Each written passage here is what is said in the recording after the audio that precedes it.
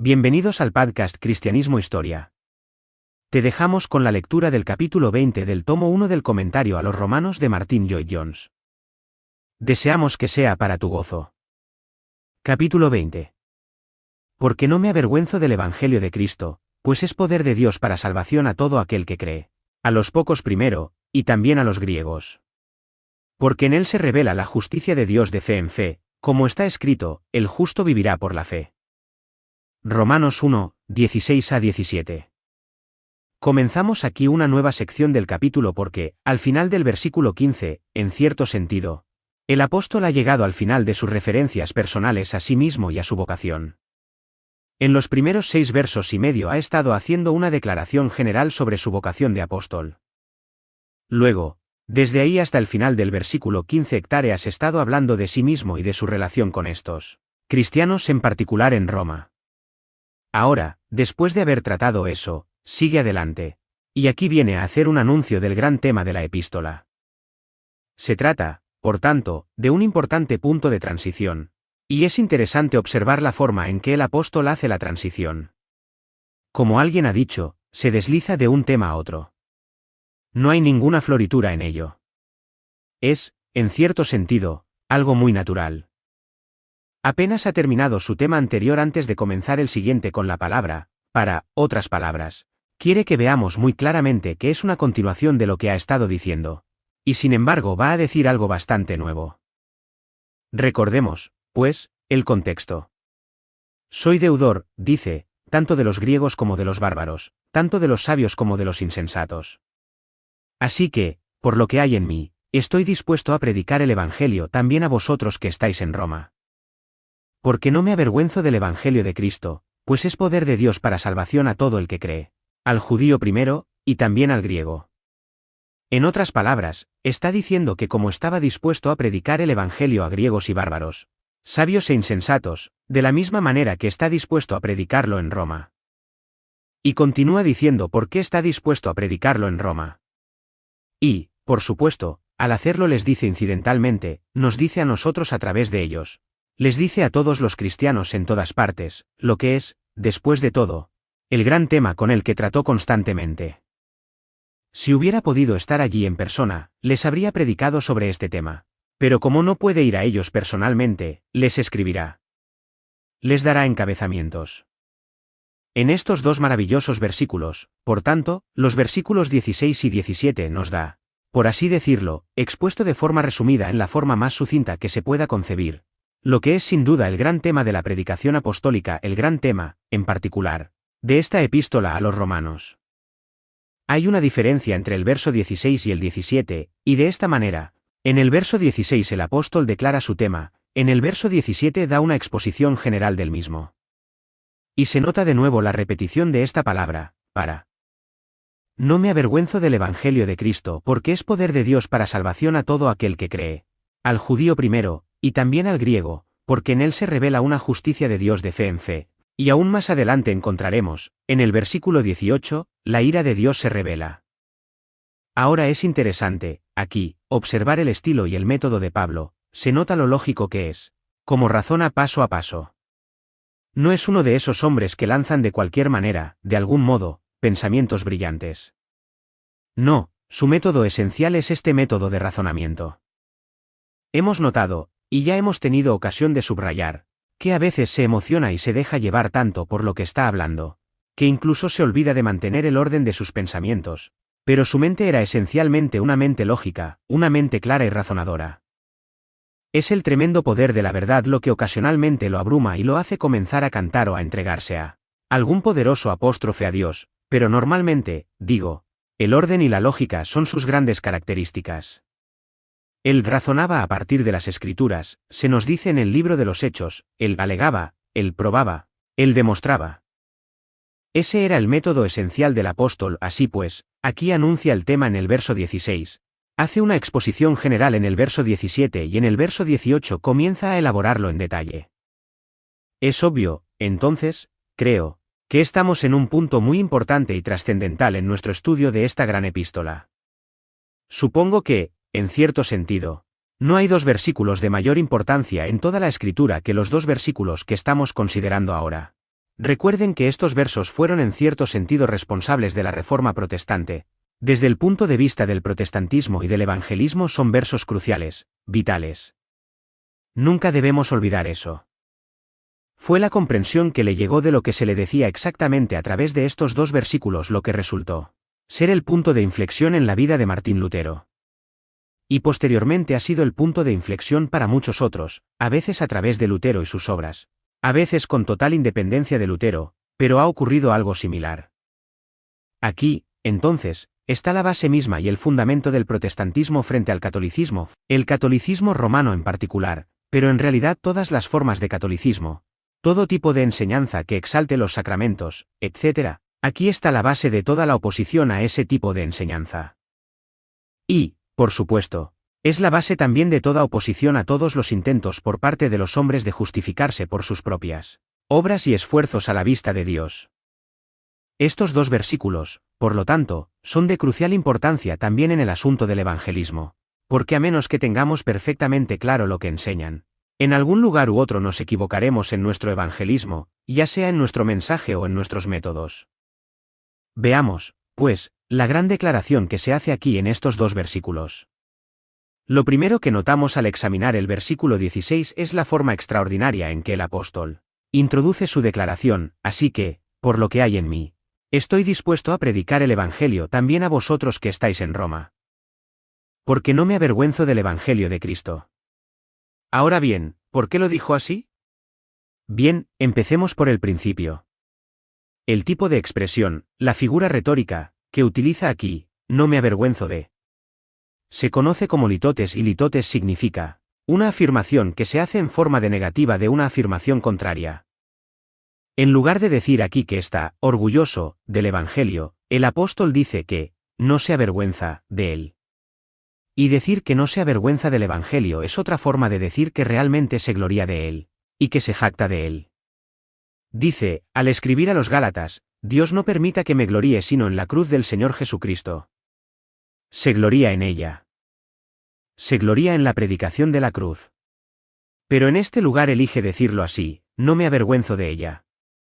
Le hizo exactamente lo mismo, como recordará, en otra famosa ocasión en la que se vio en apuros por una turba en Jerusalén.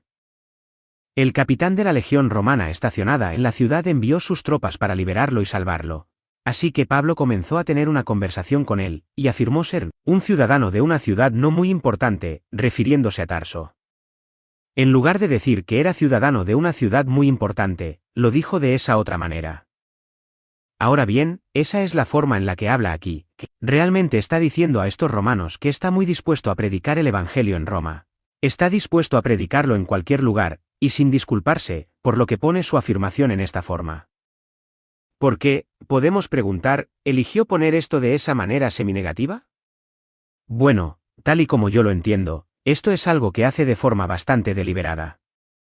Creo que lo hace en parte no solo para hacer una declaración sobre sí mismo, sino también para ayudar a las personas que eran miembros de la Iglesia en Roma. Había gente que, aunque era cristiana, se avergonzaba un poco del Evangelio. Me parece que está muy claro que incluso un hombre como Timoteo era un poco culpable de eso.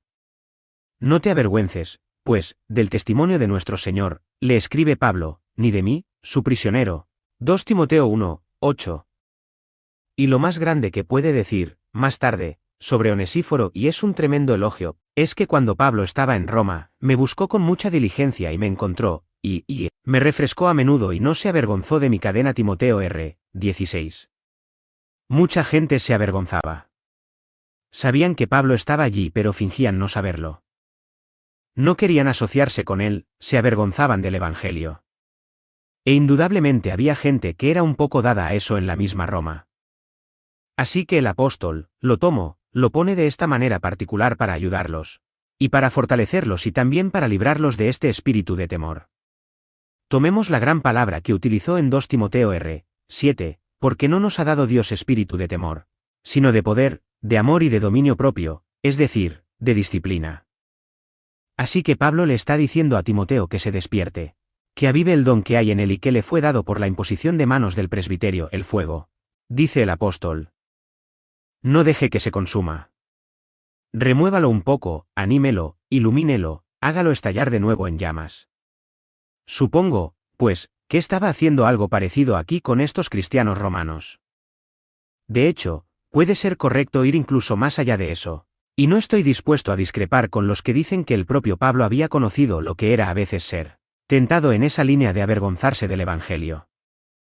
No digo que lo haya sido alguna vez, digo que el diablo pudo haberlo tentado en esa línea, como ha tentado a muchos otros siervos de Dios desde entonces. Así que el apóstol puede estar utilizando esta forma particular de hablar para mostrar cómo él mismo superó esa tentación en particular. Pero, ¿por qué debería alguien avergonzarse del Evangelio? ¿Saben algo de esto, amigos míos? Me parece una cuestión muy importante. Y estoy muy dispuesto a afirmar que si nunca han conocido esta tentación en particular, entonces se debe probablemente al hecho, no de que sean ustedes un cristiano excepcionalmente bueno, sino a que su comprensión del mensaje cristiano nunca ha sido clara. Permítame corroborarlo. Nunca es algo impresionante escuchar a un cristiano decir, desde que creo nunca he tenido la tentación de dudar. Nunca he tenido la tentación de avergonzarme. No es bueno decir eso. Sea o no cierto en el caso del apóstol Pablo, ciertamente lo fue en el de Timoteo. Y si usted lee las vidas de los santos, encontrará que a lo largo de los siglos han sido atacados penosamente en esta línea particular. ¿Cómo surge esto? Bien, veamos algunas de las razones. Lo que tiende a hacer que un cristiano se avergüence a veces del Evangelio es el hecho de que el mundo siempre lo ridiculiza, y lo considera una absoluta locura. Eso era muy cierto en los primeros días de la Iglesia. Pablo, al escribir a los Corintios, dice con toda claridad que este Evangelio era, para los judíos una piedra de tropiezo, y para los griegos una tontería. Abominaban de todo ello. Los fariseos lo odiaron en el propio Señor, y los judíos lo odiaron siempre en los apóstoles. Los griegos también lo odiaron de la misma manera. El mundo siempre ridiculiza el Evangelio, y al hombre por naturaleza no le gusta ser ridiculizado.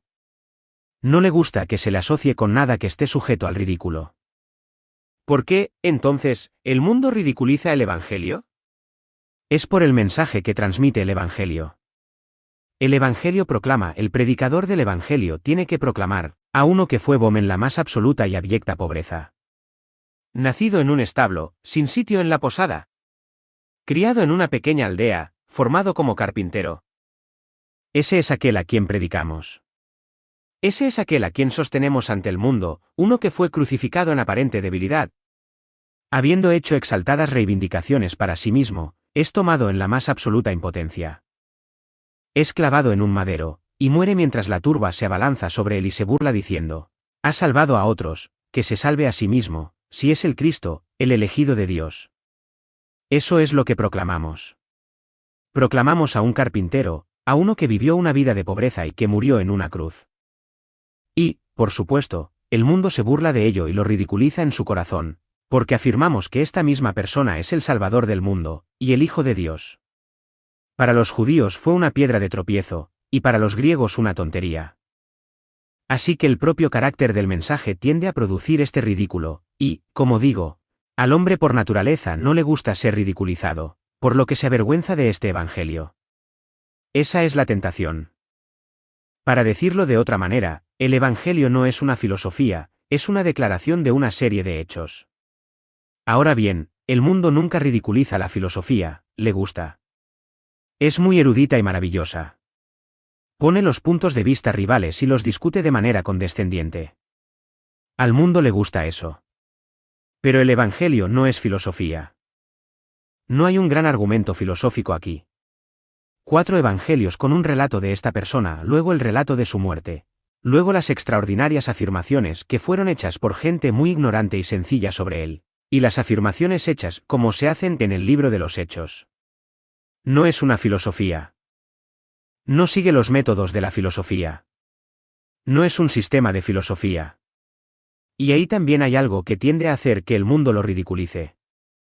Y el apóstol lo sabía muy bien.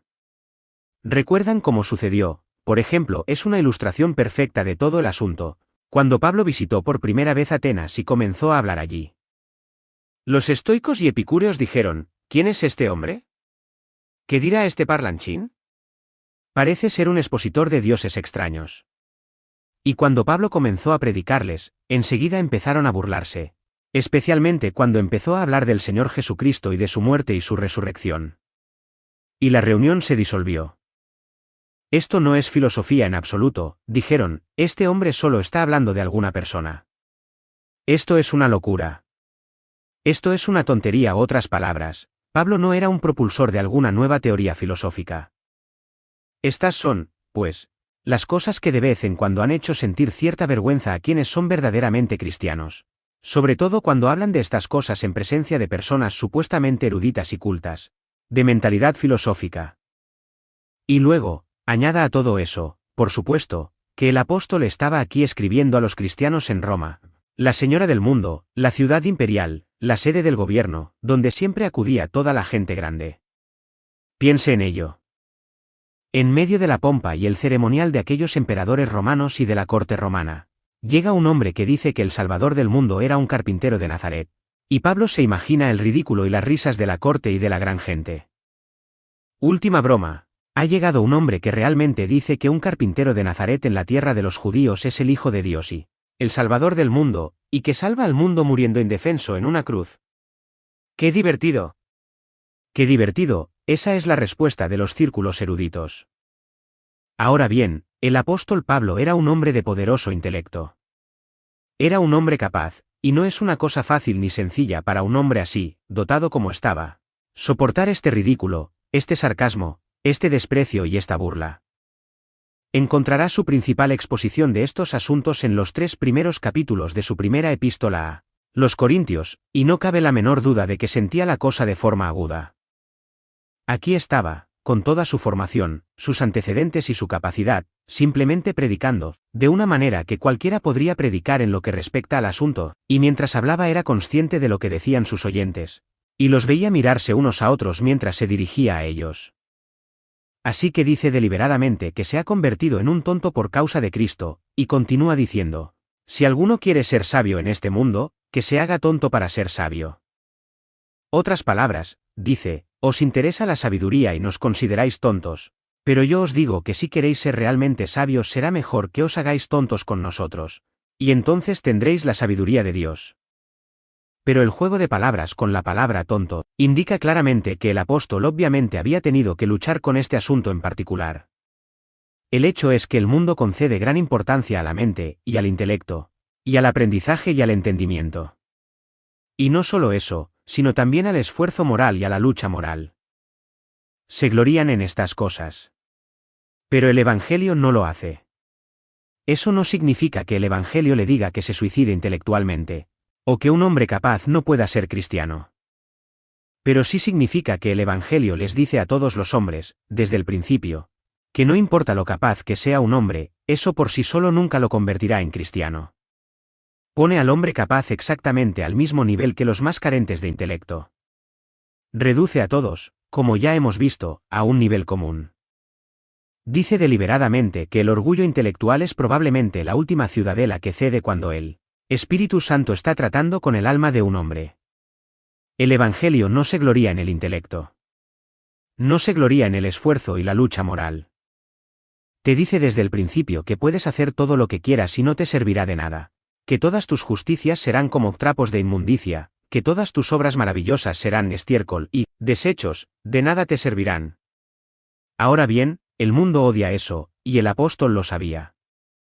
Tuvo que sufrir mucho su sarcasmo y su desprecio, y ahí vino la tentación de avergonzarse del Evangelio, sabiendo lo que sabía de la mentalidad de los griegos y los judíos, y de otros que escuchan este Evangelio.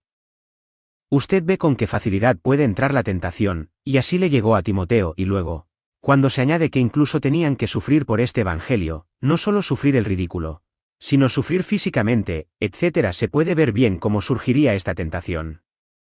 En otras palabras, el Evangelio de Jesucristo invierte las ideas del mundo en todos los aspectos y siempre, sin excepción.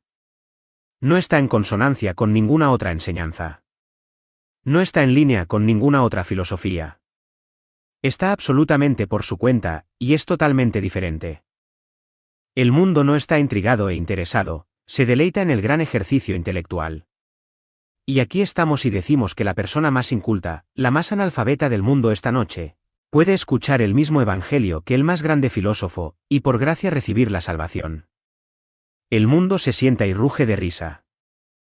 Ah, sí, pero como el hombre aún no es perfecto, no le gusta que se rían de él. Sobre todo cuando puede hablar de filosofía al hombre que se ríe de él. Sabe que podría enfrentarse a él en su propio terreno si quisiera, pero sabe que no debe hacerlo, porque así estaría negando su propio evangelio. Tiene que guardarse todo eso, y de hecho, dejarlo fuera. ¿Tiene que ser un tonto por amor a Cristo? ¿Ve dónde está la tentación? Estas consideraciones, me parece, constituyen una prueba muy importante en cuanto a lo que es realmente el verdadero evangelio.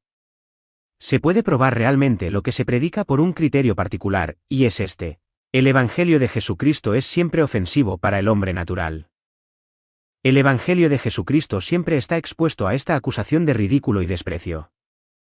Y debido a esto, una de las mejores maneras de poner a prueba la predicación o la exposición del Evangelio es precisamente esa. ¿Es ofensivo para el hombre natural? ¿Molestará al hombre natural? ¿Lo odiará el hombre natural? Afirmo que si no lo hace, hay algo mal en él en alguna parte. El Evangelio de Jesucristo no es popular con el hombre natural. Está en contra de él. De modo que si encuentran al hombre natural, no regenerado, alabando al predicador o su mensaje, entonces, digo, será mejor que examinen esa predicación y a ese predicador con mucho cuidado. Ahora bien, todos hemos visto que hay muchas formas de presentar el Evangelio que no son ofensivas. ¿No hemos leído u oído sermones de quienes presentan a Cristo como un gran héroe y ejemplo? Nadie se ha ofendido nunca por eso, de hecho, al mundo le gusta, y por esta razón. Usted presenta a Cristo como un gran ejemplar, un gran héroe, y la gente dirá, eso está bien, es maravilloso. Lo que realmente están diciendo es esto: ahora voy a seguirle, voy a ser así. Puedo, por supuesto. Simplemente tengo que hacer el esfuerzo. Si hago el esfuerzo, puedo hacerlo. Así que les gusta, lo toman como un cumplido. Ahí está, levántense y vayan tras él. Y la gente está dispuesta a hacerlo porque se cree capaz de hacerlo. Cuando les digas que él es alguien a quien no pueden imitar, que lo condena todo, entonces empezarán a mostrar los dientes y te odiarán por ello, pero presentarlo como un héroe, como un ejemplo, no les molestará. O, de nuevo, tomemos la enseñanza de Cristo. La enseñanza del Señor Jesucristo es presentada por algunas personas como la más bella del mundo. El sermón de la montaña, dicen, es maravilloso, es hermoso y exaltado. Así es como lo presentan. Al mundo le vuelve a gustar por la misma razón, cree que puede asumirlo y ponerlo en práctica. Pero cuando el sermón de la montaña se predica de verdad, cuando un hombre empieza a saber lo que es ser pobre de espíritu, y llorar, y tener hambre y sed de justicia, cuando se enfrenta a la verdadera exposición espiritual de la ley, la odia porque le condena. No quiere sentirse pobre de espíritu. Como dijo un hombre, cuyo sermón leí una vez, estos himnos de Charles Wesley, que te hacen decir, vil y lleno de pecado estoy, deberían ser expulsados del libro de himnos. ¿Quién ha oído alguna vez que un hombre que solicite un trabajo, vaya a un empleador y le diga, soy vil y estoy lleno de pecado? Si lo hiciera, nunca conseguiría un trabajo, y, fíjese, se nos dice que digamos eso. Lo odiaba porque lo condenaba. Sí, pero si predicamos el Evangelio como una hermosa enseñanza nunca molestará, nunca hará daño. O, del mismo modo, ¿con qué frecuencia se presenta al Señor Jesucristo como alguien que puede ayudarnos con nuestros problemas? Usted conoce el tipo de predicación. ¿Está usted en problemas? ¿Algún pecado en particular te está deprimiendo? ¿Hay algo que te preocupa? Ven a Cristo, Él te pondrá en orden. Venga de inmediato. Él te está esperando, y se llevará todos tus problemas, y mañana caminarás con paso ligero, no te conocerás a ti mismo. Todos tus problemas habrán desaparecido. Ven a Él. Eso nunca ofende a nadie, ¿cómo podría hacerlo? Un evangelio así no puede ofender a la gente, porque están en problemas y quieren ayuda, y aquí hay alguien que está dispuesto a ayudarles en cualquier momento. Solo tienen que venir a Él y Él lo hará todo por ellos. Oh, cuántas veces se ha predicado a Cristo, el Hijo de Dios, como si no fuera más que un superpsicólogo, que puede ayudar a la gente a resolver sus dificultades y a solucionar sus problemas y a poner todo en orden, y a hacerlos felices de una vez por todas. Eso no ofende a nadie.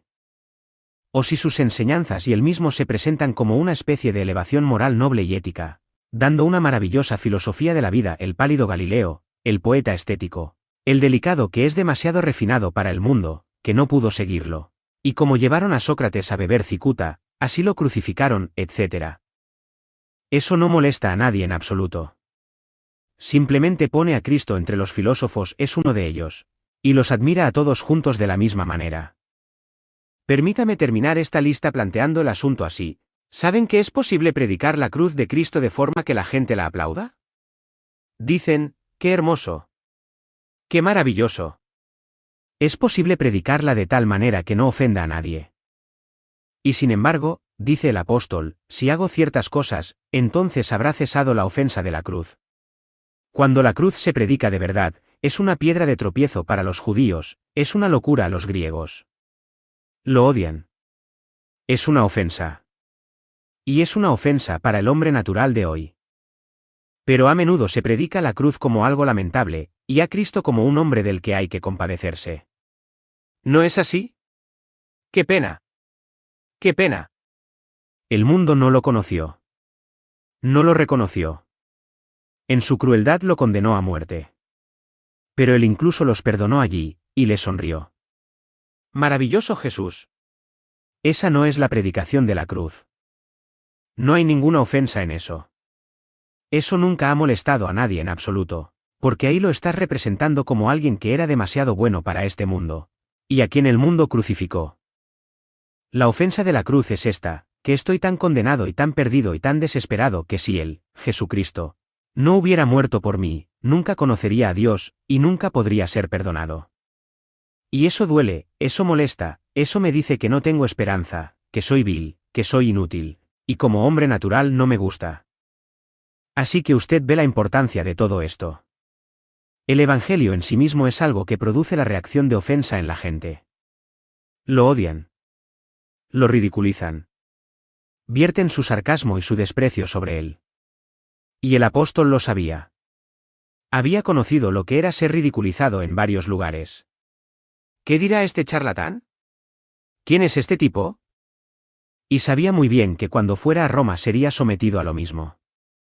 Sabía que el verdadero evangelio produce este ridículo y esta oposición. Y sin embargo, fíjense, les dice que a pesar de todas estas dificultades, está dispuesto a predicarlo. Oh, amigos míos, tengamos esto claro, asegurémonos de ello. Mi afirmación es que el evangelio del Nuevo Testamento, cuando se predica de verdad, suscita antagonismo. El mundo no lo alaba, hace exactamente lo contrario.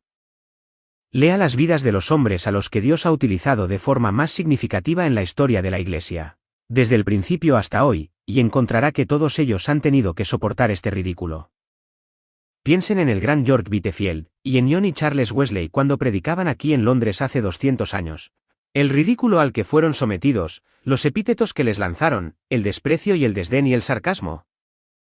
El poderoso Whitefield, gran hombre incluso en un sentido natural, posiblemente uno de los más grandes oradores que el mundo haya conocido y sin embargo en la sociedad educada en Londres, porque, desgraciadamente, tenía debilidad en uno de los músculos de los ojos y tenía un estrabismo. Era conocido en los círculos de los grandes como Dr. Skintum, le ridiculizaban a él y a su evangelio.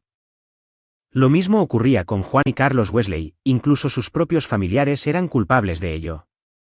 En efecto, decían, mirad, ¿por qué tenéis que hacer el ridículo? ¿Por qué no podéis predicar como lo hacen otros? Acabáis de conseguir que una turba de gente corriente, común e ignorante os siga allá donde vayáis. Los tendréis allí en Kennington, los tendréis en Moorfields, los tendréis en Tottenham Court Road. Los conseguirá en todo el país.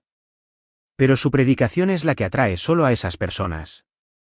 Incluso su propia madre les hablaba así. Esa era la acusación que se les hacía, y por supuesto que solía herir a un hombre como John Wesley, un miembro de su colegio en Oxford, un hombre erudito y capaz, y sin embargo se enfrentó a ella como lo hizo el apóstol, y dijo, no me avergüenzo. Seré aún más vil. Así es como llega la tentación. Esto, digo, es un asunto muy importante, y una prueba muy grande de la predicación del Evangelio.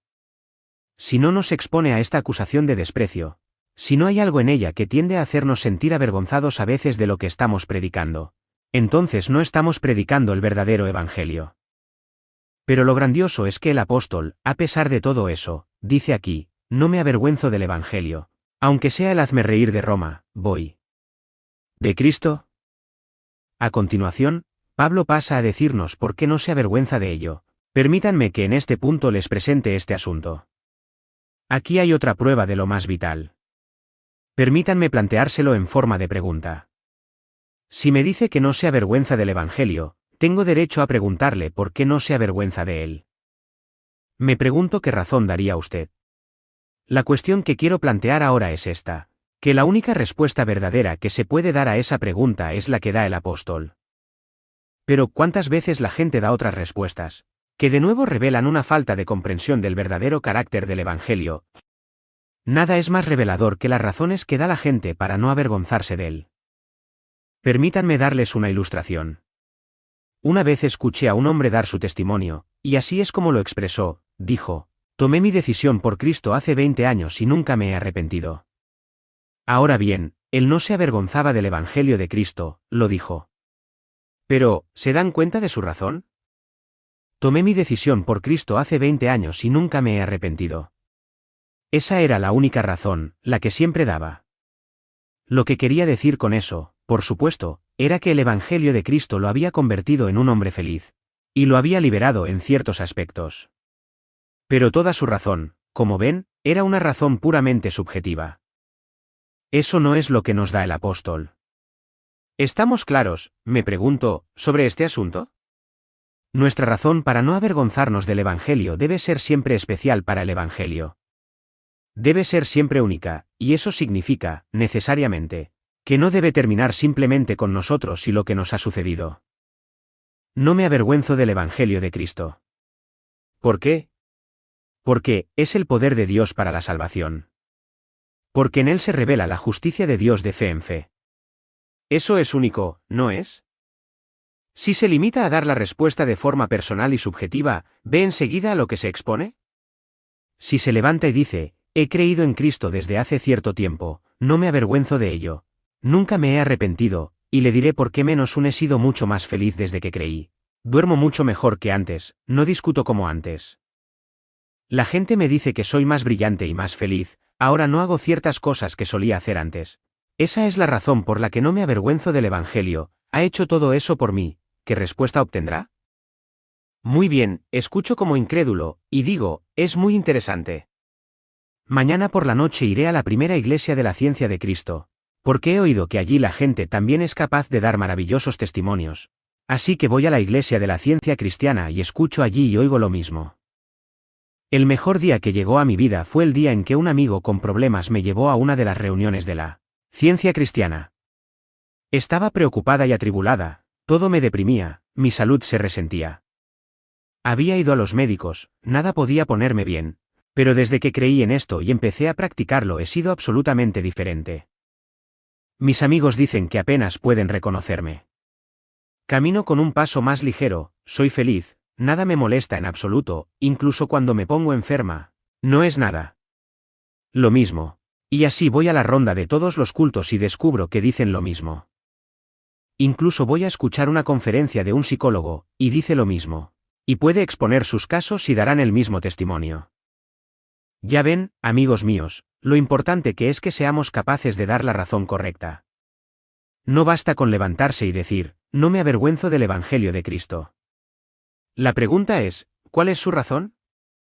Y, si Dios quiere, pasaremos a considerar la gran respuesta que da este poderoso hombre de Dios. No me avergüenzo del Evangelio de Cristo, dice, porque es el Evangelio de Dios, y porque es el poder de Dios, la dinámica de Dios, porque es la salvación en su contenido completo, porque es el verdadero y único camino de salvación, un camino cierto, un camino revelado. Es una justicia de Dios mismo. Y ahí, como ven, el apóstol ha introducido grandes palabras de teología, las grandes palabras de la doctrina cristiana. Esa es la razón de Pablo para no avergonzarse. Y no dudo en afirmar que es la única razón verdadera. Es la única razón que realmente glorifica a Dios y al Señor Jesucristo, porque todas las demás razones pueden ser falsificadas por las otras cosas. La razón para no avergonzarse de este Evangelio, debe ser única, separada, distinta. Dios glorificado. Cristo glorificado. Gloria en el Espíritu. Algo que nadie puede decir, excepto aquel que ha sido llamado por la gracia de Dios, bombeado de nuevo. Y se le ha dado una nueva naturaleza, y una comprensión de cómo Dios lo ha hecho todo.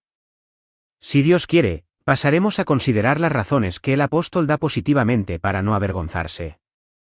Creo que estarán de acuerdo conmigo cuando digo, ¿cómo deberíamos dar gracias a Dios por el hecho de que Pablo usara litotes? Cuán agradecidos deberíamos estarle por haberlo puesto en la forma seminegativa, no me avergüenzo.